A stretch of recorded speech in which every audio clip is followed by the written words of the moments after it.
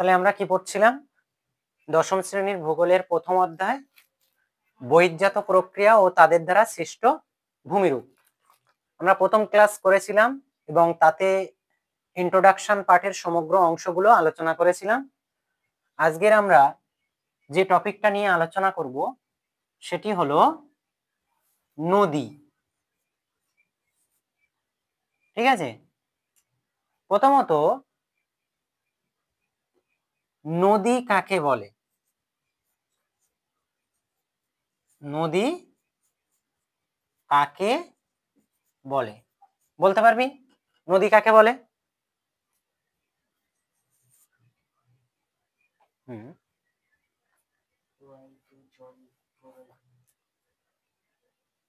যখন হিমবাহ বা বরফ গলা জল অথবা বৃষ্টিপাতের জল ভূমির প্রাথমিক ঢাল অনুসারে ওপর থেকে নিচের দিকে একটা নির্দিষ্ট খাতের মধ্য দিয়ে বয়ে আসে, তখন সেটাকে বলা হচ্ছে নদী। কি বললাম? হিমবাহ বা বৃষ্টিপাতের জল ভূমির প্রাথমিক ঢাল অনুসারে যখন একটা নির্দিষ্ট খাদের মধ্য দিয়ে উপর থেকে নিচের দিকে বয়ে আসছে, তখন সেটাকে বলা হচ্ছে নদী। এখন পরবর্তী প্রশ্ন হলো, নদী কয় প্রকার ও কি কি? আমরা যদি বলি নদী দুই প্রকার, সেটা একটা হলো আদর্শ নদী, একটা হলো বা আদর্শ বা নিত্যবহ নদী। ঠিক আছে, আর একটা হলো অনিত্যবহ নদী। নিত্যবহ নদী কাকে বলছে? যে নদীতে সারা বছর ধরে জল প্রবাহিত হয় সেই নদীকে বলা হচ্ছে নিত্যবহ নদী। ঠিক আছে, তাহলে নিত্যবহ নদী কিসের জলে পুষ্ট? নিত্যবহ নদী মূলত তোমার বরফ গলা জলে পুষ্ট হয়ে থাকে। এবার অনিত্যবহ নদী কাকে বলছে? যে নদীতে সারা বছর ধরে জল থাকে না সেই নদীকে বলা হচ্ছে অনিত্যবহ নদী। ঠিক আছে, তাহলে অনিত্যবহ নদী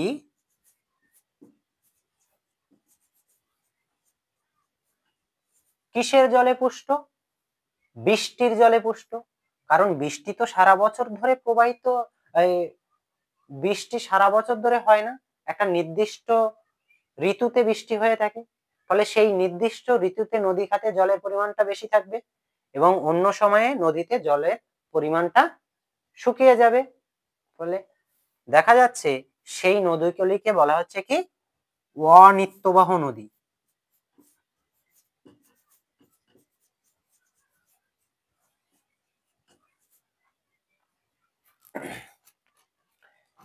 এবার আরো একটা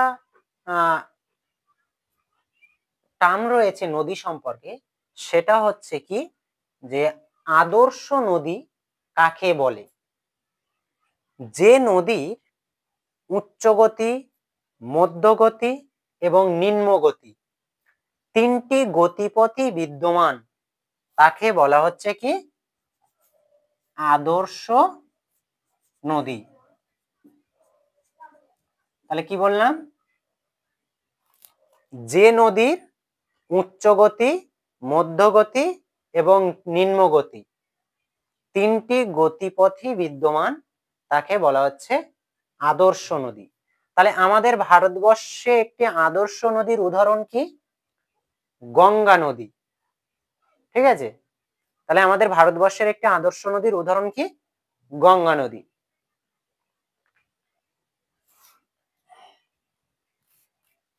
এরপরে আমরা বলবো যে শাখা নদী কাকে বলে আর উপনদী কাকে বলে? শাখা নদী কাকে বলে? দেখ, যখন মূল নদী খাত থেকে তৈরি হয়ে কোনো একটা শাখা অন্য কোথাও প্রবাহিত হয় তখন তাকে বলা হচ্ছে শাখা নদী। তাহলে মূল নদী খাত থেকে উৎপত্তি লাভ করে অন্য কোথাও গিয়ে মিলিত হচ্ছে, এটাকে বলা হচ্ছে কি? শাখা নদী। আর উপনদী কাকে বলা হচ্ছে? অন্য কোনো উৎসস্থল থেকে উৎপত্তি লাভ করে মূল নদী খাতে এসে মিলিত হচ্ছে, তখন তাকে বলা হচ্ছে উপনদী। কি বললাম? অন্য কোনো উৎসস্থল থেকে উৎপত্তি লাভ করে মূল নদী খাতের সঙ্গে এসে মিলিত হচ্ছে, তখন তাকে বলা হচ্ছে কি? উপনদী। এবার আমরা বলবো জলবিভাজিকা কাকে বলে? পাশাপাশি দুটি নদী খাতের মাঝখানে যে উচ্চ ভূমিভাগ নদী খাত দুটিকে আলাদা করে থাকে সেই উচ্চ ভূমিভাগকে বলা হচ্ছে কি? নদী জলবিভাজিকা। ঠিক আছে? তাহলে এই যে আমি শুধু বললাম দুটো নদী খাত, দুইয়ের অধিকও হতে পারে। পাশাপাশি প্রবাহিত দুটি নদী খাত বা দুইয়ের অধিক নদী খাতকে যখন কোনো একটা উচ্চভূমি আলাদা করে রাখছে তখন সেই উচ্চভূমিকে বলা হচ্ছে কি? জলবিভাজিকা। ঠিক আছে? এরপরে এটাকে কি বললাম? জলবিভাজিকা।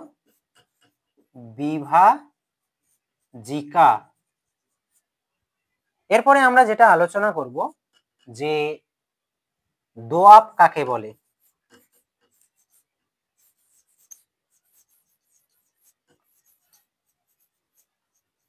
দোআব কাকে বলে? দেখ, দুটি নদী খাতের মাঝখানে যে বিস্তীর্ণ সমতল ভূমি দেখতে পাওয়া যায় সেই বিস্তীর্ণ সমতল ভূমিকে বলা হয় কি? দোআব। কি বললাম? দুটি নদী খাতের মাঝখানে যে বিস্তীর্ণ সমতল ভূমি দেখতে পাওয়া যায় সেই বিস্তীর্ণ সমতল ভূমিকেই বলা হচ্ছে দোআব বা নদী দোআব। এরপরে আমরা বলবো যে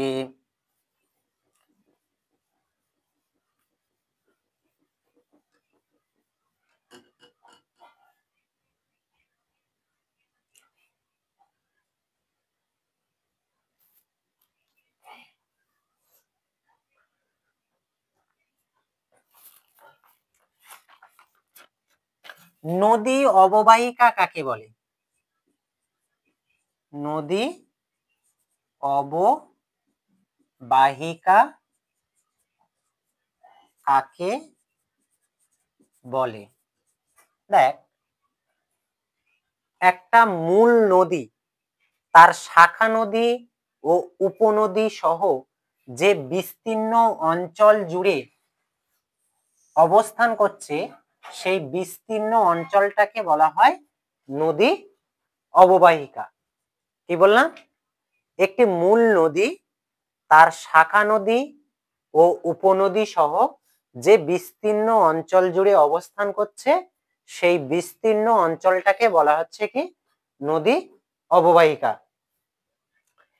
এবার আমরা বলবো নদীর কাজ কয় প্রকার ও কি কি? নদীর কাজ। নদীর কাজ মূলত তিন প্রকার। একটা হলো ক্ষয় কাজ, বহন কাজ আর সঞ্চয় কাজ।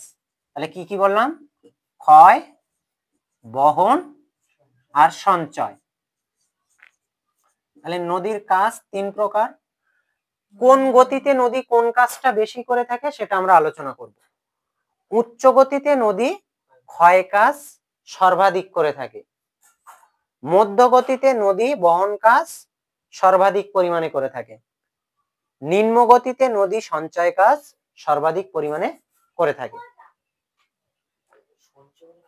সঞ্চয় বলতে নদী তার প্রবাহ পথে যে পলি বালি নুড়িগুলো বয়ে নিয়ে এসেছিল সেটা মোহনা অঞ্চলের সামনে কি করে, জমা করে, এটাকেই বলা হচ্ছে সঞ্চয়। তো এখন ক্ষয় কাজ কিভাবে করে নদী সেটা আমরা জানবো। নদী মূলত জলপ্রবাহ জনিত ক্ষয়, অর্থাৎ উচ্চ গতিতে নদী যখন প্রবল বেগে বয়ে আসে তখন সামনে মাথায় যা কিছু পায় তা জলের তোড়ে বা জলের গতিতে ভেঙে নিয়ে বা গুড়িয়ে নিয়ে চলে আসে, এটাকে বলা হচ্ছে জলপ্রবাহ জনিত ক্ষয়। ঠিক আছে, এরপরে আসব যে ঘর্ষণ জনিত ক্ষয়। ঘর্ষণ জনিত ক্ষয় বলতে কি, নদীর জলে মিশ্রিত যে সকল ছোট বড় মাঝারি নুড়িগুলো রয়েছে সেই নুড়িগুলো একে অপরের সঙ্গে ঠকাঠকি খেয়ে যখন ছোট ছোট টুকরে ভেঙে যায় তখন সেটাকে বলা হচ্ছে ঘর্ষণ জনিত ক্ষয়। এরপরে বলবো অবঘর্ষণ জনিত ক্ষয়। অবঘর্ষণ জনিত ক্ষয় কি, নদী জলের মাধ্যমে বাহিত যে ছোট বড় মাঝারি আয়তনের পাথরগুলি যখন ওপর থেকে নিচের দিকে পড়ে তখন নদীর তলদেশে ছোট ছোট গর্ত, ক্ষয়জনিত গর্তের সৃষ্টি করে, এটাকে বলা হচ্ছে কি অবঘর্ষণ জনিত ক্ষয়। এরপরে বলবো দ্রবণ ক্ষয়। মূলত চুনাপাথর গঠিত অঞ্চলের উপর দিয়ে যখন নদী প্রবাহিত হয় তখন কি করে, জলের সঙ্গে চুনাপাথরের বিক্রিয়ায় সেই চুনাপাথর জলের সঙ্গে দ্রবীভূত হয়ে ক্ষয় পেয়ে যায়, এটাকে বলা হচ্ছে দ্রবণজনিত ক্ষয়। তাহলে ক্ষয় কাজ কয় প্রকার বললাম, 4 প্রকার। আরো একবার রিমাইন্ড করি যে জলপ্রবাহ জনিত ক্ষয়, ঘর্ষণ ক্ষয়, অবঘর্ষণ ক্ষয় আর দ্রবণজনিত ক্ষয়। ঠিক আছে, এরপরে বহন। নদী কি কি প্রক্রিয়ার মাধ্যমে বহন কাজ সম্পন্ন করে? নদী মূলত তোমার ভাসমান প্রক্রিয়ায় বয়ে আনে, এমন কিছু কিছু পদার্থ থাকে যেগুলো জলের সঙ্গে জলের উপরিতলে ভেসে ভেসে বয়ে আসে, এগুলোকে বলা হয় ভাসমান প্রক্রিয়ায় বহন। ঠিক আছে, এরপরে কি দ্রবীভূত অবস্থায় বহন। এই যে একটু আগেই বললাম যে চুনাপাথর তারপরে পলি এগুলো জলের সঙ্গে কি হয়, দ্রবীভূত হয়ে যায় এবং দ্রবীভূত হওয়ার পরে জলের সঙ্গে দ্রবীভূত অবস্থায় উপর থেকে নিচের দিকে বয়ে আসে, এটাকে বলা হয় দ্রবীভূত অবস্থায় বহন। আর কি প্রক্রিয়ায় বহন, লম্ফদান প্রক্রিয়ায় বহন। লম্ফদান কি করে, বড় বড় পাথরের টুকরোগুলি যখন উপর থেকে নিচের দিকে পড়ে তখন লাফিয়ে লাফিয়ে বইতে শুরু করে। ঠিক আছে, এটাকেই বলা হচ্ছে কি লম্ফদান প্রক্রিয়ায় বহন। ঠিক আছে, আর সঞ্চয় কার্যের বিশেষ কোনো ভাগ নেই। সঞ্চয় কার্যটাকে আমরা কি বলতে পারি, মোহনার কাছে এসে নদী যেহেতু সমতল ভূমির ওপর দিয়ে প্রবাহিত হয় সেই সময় নদীর গতিবেগও কম হয়ে যায়, ফলে নদীতে যে পলি বালি নুড়ি কাঁকড় যেগুলো থাকে সেগুলো মোহনা সামনে নদী কি করে সঞ্চয় ঘটায়, এটাকেই বলা হচ্ছে সঞ্চয় কাজ। বোঝা গেল? তো এবার আমরা আলোচনা করব কি, এবার আমরা আলোচনা করব নদীর ক্ষয়কার্যের ফলে গঠিত ভূমিরূপগুলি আলোচনা করো। তাহলে নদী সম্পর্কে সমস্ত যে ছোট ছোট প্রশ্নগুলো আমাদের থেকে থাকে সেগুলো সব আমরা আলোচনা করলাম। ঠিক আছে, এবার আমরা কি করব, নদীর ক্ষয়কার্যের ফলে গঠিত ভূমিভাগগুলি চিত্রসহ আলোচনা করব।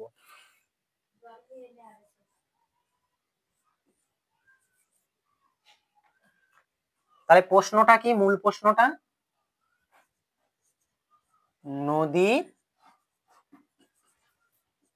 ক্ষয়কার্যের ফলে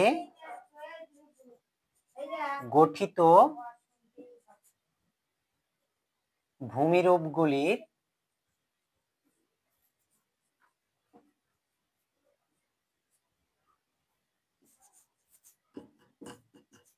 চিত্রসহ আলোচনা করো।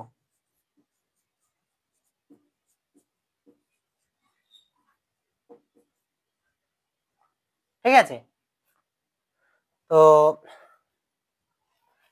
নদী মূলত ক্ষয় কাজ করে থাকে কোথায়? উচ্চ গতিতে বা পার্বত্য প্রবাহে। সেই ক্ষয় কার্যের ফলে নদী যে অঞ্চলের উপর দিয়ে প্রবাহিত হয় সেই অঞ্চলের ভূমিরূপের যে চিত্র থাকে সেই চিত্রের বেশ কিছু পরিবর্তন ঘটে থাকে। ঠিক আছে, সেই পরিবর্তনগুলি কি কি সেগুলো আমরা আলোচনা করব। প্রথমত আমাদের একটা ইন্ট্রোডাকশন বা ভূমিকা দিতে হবে। সেই ভূমিকায় আমরা কি লিখতে পারি? ভূমিকায় আমরা লিখতে পারি যে ভূপৃষ্ঠের উপরিপৃষ্ঠে যে সকল বহির্জাত শক্তিসমূহের প্রভাবে ভূমিরূপের পরিবর্তন সাধন ঘটে থাকে তার মধ্যে অন্যতম গুরুত্বপূর্ণ শক্তিটি হলো নদী। ঠিক আছে, আর এই নদীর দ্বারা ভূপৃষ্ঠের উপরিভাগের প্রায় 70% ভূমিভাগের পরিবর্তন সাধন ঘটে। কত শতাংশ? 70% ভূমিভাগের পরিবর্তন সাধন ঘটে থাকে। তাহলে এটা আমরা ছোট করে 2 লাইনের একটা ইন্ট্রোডাকশন দিয়ে দিতে পারি। এরপরে আমরা ভূমিরূপ সম্পর্কে আলোচনা করব। তো ওখানে লিখে দেব, সুতরাং নদীর ক্ষয়কার্যের ফলে গঠিত ভূমিরূপগুলি নিচে চিত্রসহ আলোচনা করা হলো। এবার প্রথম ভূমিরূপ কি? প্রথম ভূমিরূপ হলো যে আই বা ভি আকৃতির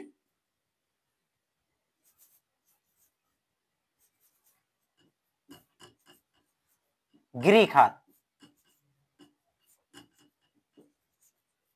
তাহলে কি বললাম? আই বা ভি আকৃতির গিরিখাত আর্দ্র অঞ্চলের ওপর দিয়ে নদী যখন প্রবাহিত হয়, নদী প্রবাহ পথের পার্বত্য অঞ্চলে নদী পার্শ্বক্ষয়ের তুলনায় নিম্নক্ষয় সব থেকে বেশি করে থাকে।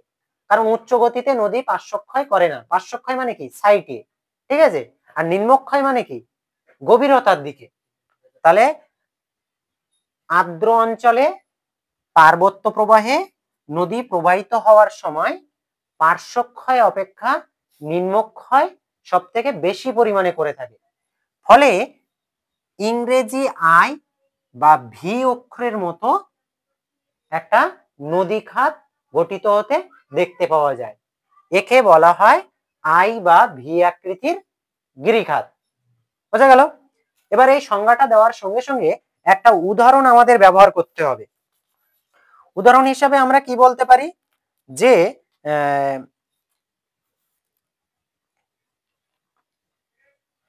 আমাদের হিমাচল প্রদেশে, ভারতবর্ষের হিমাচল প্রদেশে এই রকম আই বা ভি আকৃতির গিরিখাত দেখতে পাওয়া যায়। বোঝা গেছে? উদাহরণ। এবার দুটো বৈশিষ্ট্য লিখবি যে গিরিখাত আই বা ভি আকৃতির গিরিখাতের ক্ষেত্রে নদী প্রশস্ত কম হয় বা চওড়াই কম হয়, কিন্তু গভীরতায় বেশি হয়। 2 নম্বর বৈশিষ্ট্য কি? 2 নম্বর বৈশিষ্ট্য হলো আই বা ভি আকৃতির গিরিখাত মূলত আর্দ্র অঞ্চলেই গঠিত হতে দেখতে পাওয়া যায়। তাহলে সংজ্ঞা লিখতে হবে, একটা উদাহরণ লিখতে হবে, আর দুটো বৈশিষ্ট্য লিখতে হবে। ঠিক আছে? কেন বলছি? কারণ তুই সর্বাধিক যদি পরীক্ষায় প্রশ্ন উত্তর লিখিস তাহলে ছবি সহ 3টে ভূমিরূপের বর্ণনা দিবি। ঠিক আছে, ছবি সহ 3টে ভূমিরূপের বর্ণনা দিবি। আর সেক্ষেত্রে তাহলে তোকে সংজ্ঞা দিতে হবে, উদাহরণ দিতে হবে, আর দুটো করে বৈশিষ্ট্য দিতে হবে, এবং আমাদের 150 ওয়ার্ড মেনটেনেন্স করতে হবে। বোঝা গেল? এখানটায় ছবিটা কেমন হবে? এখানটার ছবি হবে এইরকম একটা ছবি হবে, যে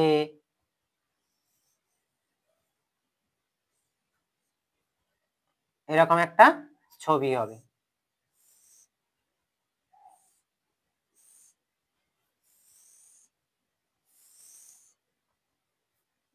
তাহলে এটা হলো ভূমিভাগ, আর এটা হলো আই বা ভি আকৃতির নদী উপত্যকা বা গিরিখাত। বোঝা গেছে? এরকম একটা ছবি হবে। এরপরে 2 নম্বর ভূমিরূপ হিসাবে আমরা কি বলতে পারি? 2 নম্বর ভূমিরূপ হিসাবে আমরা বলবো যে জলপ্রপাত। কি? জলপ্রপাত। তাহলে উচ্চ গতিতে যখন নদী প্রবাহিত হয়, উচ্চ গতি বা পার্বত্য প্রবাহ, ঠিক আছে, সেই উচ্চ গতি বা পার্বত্য প্রবাহে যখন নদী প্রবাহিত হয়, হঠাৎ মাত্র করে যদি ভূমিভাগের উঁচু থেকে নিচু স্থানে পতিত হয় বা ভূমিভাগ হঠাৎ করে উঁচু থেকে নিচু স্থানে নেমে যায়, তাহলে জলও কি হয়? জলও হঠাৎ মাত্র উঁচু থেকে নিচু স্থানে পতিত হবে লাফিয়ে। তাহলে পার্বত্য প্রবাহে এই রকম একটা গতিতে নদীটা প্রবাহিত হচ্ছিল, ঠিক আছে। এবং হঠাৎ করে দেখা গেল ভূমির ব্রেক, অর্থাৎ ভূমি হঠাৎ করে উঁচু থেকে নিচু নেমে গেছে, তাহলে জলটাও কি হবে? এই উঁচু থেকে লাফিয়ে হঠাৎ করে এই নিচু জায়গায় পতিত হবে, ঠিক আছে। তো পার্বত্য প্রবাহে বা উচ্চ গতিতে নদী প্রবাহিত হওয়ার সময় হঠাৎ করে যখন উঁচু স্থান থেকে নিচু স্থানে লাফিয়ে পতিত হয়, তখন সেই জায়গাটাকে বলা হচ্ছে কি? জলপ্রপাত, ঠিক আছে। তাহলে আমাদের ভারতবর্ষে অনেকগুলো জলপ্রপাত রয়েছে। শিবসমুদ্রম জলপ্রপাত, আর নায়াগ্রা জলপ্রপাতের উদাহরণ যদি দিতে পারিস, এটা হলো পৃথিবীর সবথেকে সুদৃশ্যতম জলপ্রপাত, ঠিক আছে। পৃথিবীর সবথেকে সুদৃশ্যতম জলপ্রপাতটির উদাহরণ হলো নায়াগ্রা জলপ্রপাত। এরপরে তোরা আরো বলতে পারিস যে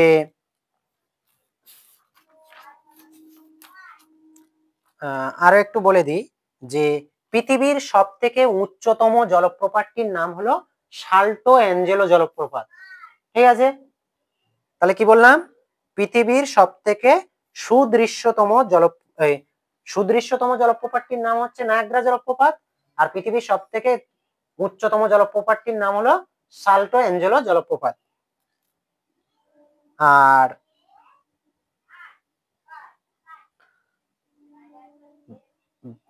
ভারতের মধ্যে একাধিক জলপ্রপাত রয়েছে, যার নাম হচ্ছে যোগ জলপ্রপাত বা গেরসপ্প জলপ্রপাত।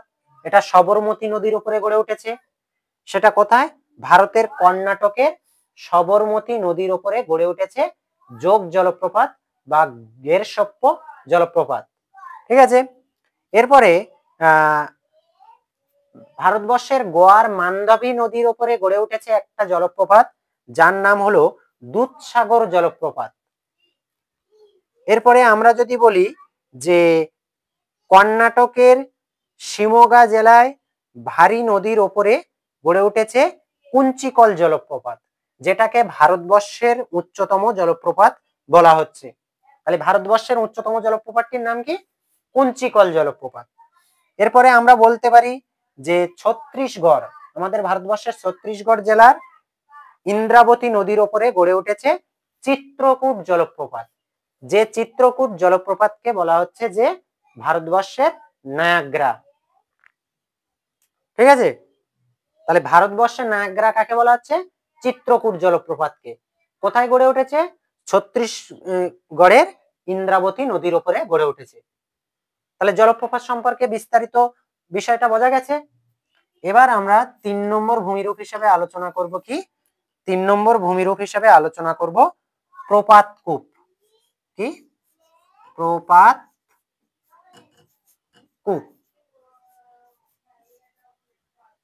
তাহলে প্রপাতকূপটা কি? প্রপাতকূপ হলো এই জলপ্রপাতের জল যখন প্রবল গতিতে কোনো উঁচু স্থান থেকে নিচু স্থানে পতিত হয়, তখন সেই জলের আঘাতে এই নিচু স্থানে হাঁড়ির মতো একটা গর্তের সৃষ্টি হয়। কি? হাঁড়ির মতো বৃহত্তর একটা গর্তের সৃষ্টি হয়। ঠিক আছে, এই গর্তটাকে বলা হচ্ছে কি? প্রপাত কূপ। তাহলে কি বললাম, আরো একবার রিপিট করছি, যে জলপ্রপাতে প্রবল জলরাশি প্রবাহিত হওয়ার সময় যখন উঁচু স্থান থেকে নিচু স্থানে পতিত হয়, তখন দেখতে পাওয়া যায় যে নিচু স্থানে জলের আঘাতজনিত কারণে একটা হাঁড়ির মতো গর্তের সৃষ্টি করেছে। ঠিক আছে, এই গর্তটাকে বলা হচ্ছে কি? প্রপাত কূপ। তো প্রপাত কূপের আমরা বৈশিষ্ট্য কি দিতে পারি? প্রপাত কূপের আমরা বৈশিষ্ট্য হিসাবে বলতে পারি, প্রপাত কূপ মূলত জলপ্রপাতের পতিত জলের প্রবল আঘাতের ফলে গঠিত হয়ে থাকে। 2 নম্বর বৈশিষ্ট্য কি দিতে পারি? যে প্রপাত কূপের আকৃতি হাঁড়ির মতো আকৃতি বা গঠন বিশিষ্ট হয়ে থাকে। তো আমরা একটা প্রপাত কূপের উদাহরণ দিতে পারি, যে মসৌরির নিকট কেম্পটি ফলসের প্রপাত কূপটি সব থেকে বিখ্যাত। ঠিক আছে, কেম্পটি কয়েকার মইপয় টয়সী, কেম্পটি ফলসের যে প্রপাত কূপ সেটা হচ্ছে আমাদের বিখ্যাত একটা প্রপাত কূপ। তো আমাদের তো এই 3টে বললেই হয়ে যেত, কিন্তু আরো 2টো ভূমিরূপ আমি বলবো সঙ্গে। কেন বলবো? যে দেখা যাচ্ছে পরীক্ষার সময় একটা মনে থাকছে না, তখন অন্য 2টোকে দিয়ে আমরা মেকআপ করতে পারি। তাহলে এবার কি বলবো, যে মন্থকূপ বা পটহোল। কি? মন্থকূপ বা পটহোল। এই মন্থকূপ বা পটহোল বিষয়টা কি? মন্থকূপ বা পটহোল বিষয়টা হলো, নদী তার গতিপথে যখন ঢাল অনুসারে বইতে থাকে, তখন সেই জলের সঙ্গে মিশে থাকা বড় বড় পাথরের টুকরোগুলি যখন উঁচু থেকে নিচু স্থানে পতিত হয়, সেই পাথরের টুকরের আঘাতে সেই নিচু স্থানে ছোট বড় মাঝারি বেশ কিছু গর্তের সৃষ্টি হয়। কি বললাম? ছোট বড় মাঝারি বেশ কিছু গর্তের সৃষ্টি হয়। এই গর্তগুলিকে বলা হচ্ছে কি? মন্থকূপ বা পটহোল। তাহলে আরো একবার রিটার্ন বলি, যে উচ্চ গতিতে বা পার্বত্য প্রবাহে নদী যখন প্রবাহিত হয়, নদীর জলের সঙ্গে থাকা পাথরের টুকরের আঘাতে যখন নদীর তলদেশে ছোট বড় মাঝারি আয়তনের গর্তের সৃষ্টি হয়, সেই গর্তগুলিকে বলা হচ্ছে মন্থকূপ বা পটহোল। তাহলে মন্থকূপ বা পটহোলের উদাহরণ কি বলতে পারি? যে হিমালয় ও দক্ষিণ ভারতে মালভূমির মধ্য দিয়ে নদী প্রবাহিত হওয়ার সময় বেশ কিছু মন্থকূপ বা পটহোল দেখতে পাওয়া যায়। ঠিক আছে, এই মন্থকূপ বা পটহোলের বৈশিষ্ট্য আমরা কি বলতে পারি? মূলত জলের সঙ্গে থাকা পাথরের আঘাতে এই মন্থকূপ বা পটহোলগুলি সৃষ্টি হয়ে থাকে। ঠিক আছে, মন্থকূপগুলির আকৃতি প্রপাত কূপের তুলনায় অনেকটা ছোট। তাহলে প্রপাত কূপ একটা হাঁড়ির মতো আকৃতি বিশিষ্ট গর্ত, তাই তো? আর মন্থকূপ বা পটলগুলি আকৃতিতে প্রপাত কূপের তুলনায় অনেকটাই ছোট। এরপরে আমরা একটা বলতে পারি, যেটি হলো, যে এখানে আমি লিখছি, সেটা হলো ক্যানিয়ন। ক্যানিয়ন আমরা বলেছিলাম না, যে আর্দ্র অঞ্চলের ভি বা আই আকৃতি বিশিষ্ট নদীখাত, কিন্তু ক্যানিয়ন গঠিত হয় শুষ্ক অঞ্চলে, অর্থাৎ মরু অঞ্চলে বা মরুপ্রায় অঞ্চলে।